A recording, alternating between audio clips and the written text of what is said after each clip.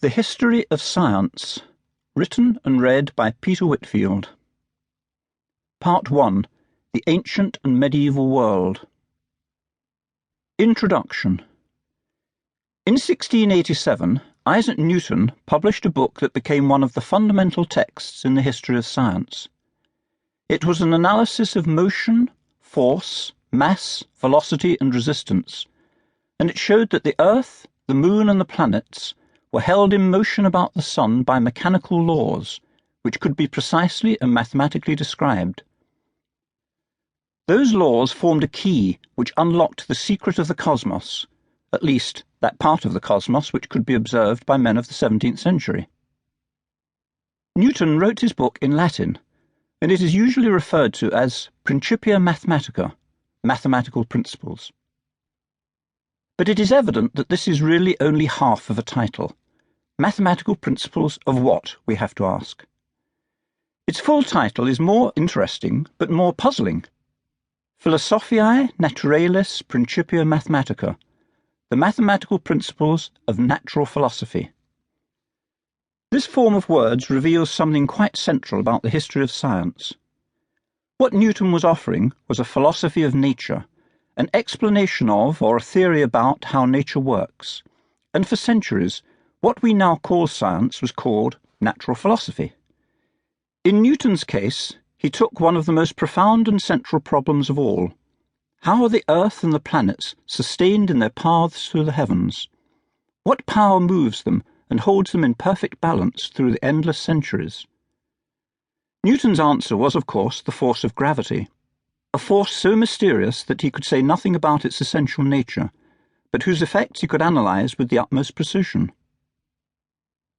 Newton's book was an intellectual landmark because it offered a philosophy of nature that was new, powerful, and precise.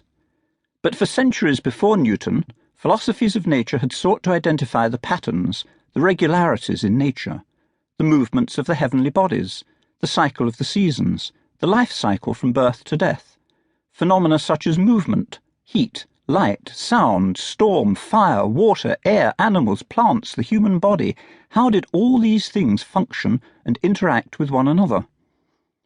All this was natural philosophy, and these questions have exercised the human mind for thousands of years.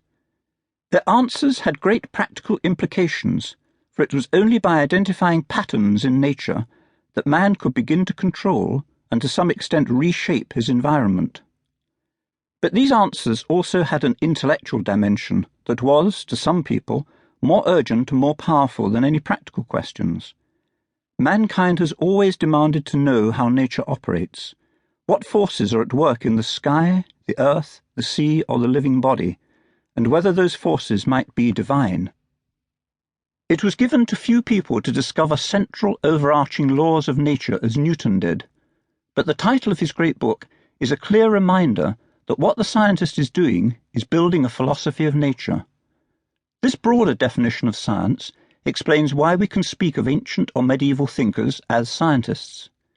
Even though every one of their ideas may have been mistaken, they were still engaged in building a philosophy of nature. The word science really came into vogue only in the 18th century. The Latin root word scientia means simply knowledge, and for centuries there had been many sciences, in the sense of bodies of knowledge, the science of music, of theology, of philosophy, and so on.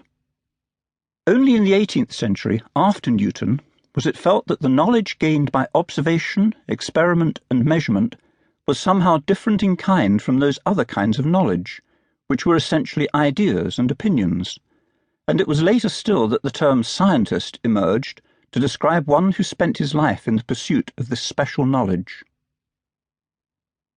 Newton's title is important in another sense too, in that it recognizes the role of mathematics in natural philosophy, the sense that nature must be an ordered system, that number, regularity, and proportion are built into the fabric of the universe, and that mathematics can provide the key to our understanding of it.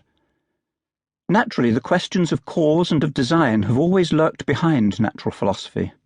If the universe is an ordered system, where has that order come from? Was it put there? And if so, by whom? The story of science has been one of the great intellectual quests of human history, along with the philosophical quest and the